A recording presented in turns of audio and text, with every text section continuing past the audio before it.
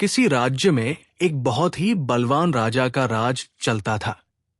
उसकी रानी भी बहुत सुंदर और समझदार थी। राजा रानी को एक पुत्र था। दोनों में अपने पुत्र के पालन पोषण से लेकर उसकी शिक्षा दीक्षा में किसी तरह की कोई कमी नहीं होने दी थी। राजकुमार भी बहुत सुंदर था। उसका व्यवहार विनम्र था और वो हर से एक सुयोग्य पुत्र व राजकुमार था। कई पड़ोसी राज्यों के राजा राजकुमार से अपनी पुत्रियों का विवाह कराना चाहते थे। उन्होंने राजा रानी के पास विवाह के लिए प्रस्ताव भी भेजे थे। वहीं राजा रानी चाहते थे कि उनके राजकुमार का विवाह किसी सुंदर, समझदार और संवेदनशील जैसी राजकुमारी से ही हो, जो हर तरह से उनके पुत्र के लिए योग्य हो। राजा ने अपने राजकुमार को उन राज्यों में भेजा जहां से उसके लिए विवाह के प्रस्ताव आए थे। राजा चाहते थे कि राजकुमार खुद उन राजकुमारियों से मिले, उन्हें समझें और अपने लिए एक सुयोग्य पत्नी का चुनाव करें। राजकुमार ने भी अपने पिता की बात मान ली। वो कई अलग अलग राज्यों में गया, वहां के लोगों और राजकुमारियों से मिला, लेकिन फिर भी उसे सभी राजकुमारी में कुछ न कुछ कमी मिल जाती थी। कुछ ही दिनों में राजकुमार वापस अपने महल आ गया। वो उदास था, मन ही मन सोच रहा था कि शायद उसके भाग्य में पत्नी का सुख नहीं है।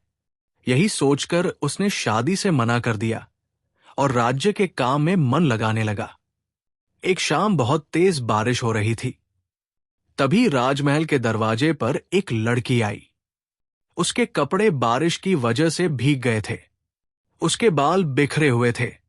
वो पूरी तरह से अस्त व्यस्त नजर आ रही थी।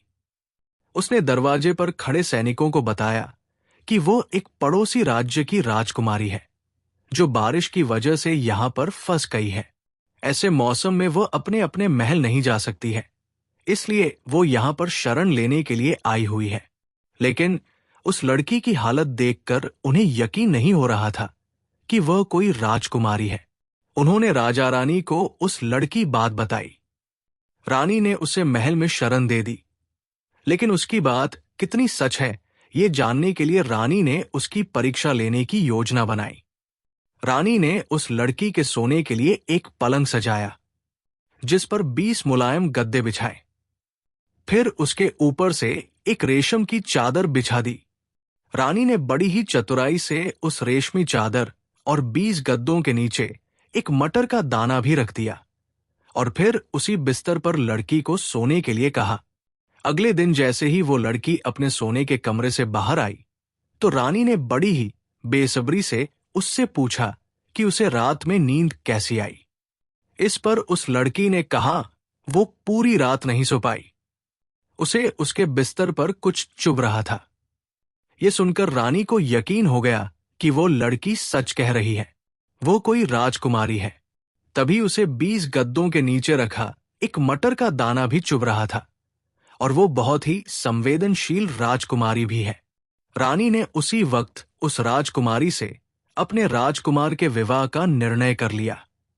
राजा रानी खुद उस राजकुमारी को उसके राज्य में छोड़ गए और वहां पर जाकर उन्होंने उसके राजपिता से शादी का प्रस्ताव भी रखा।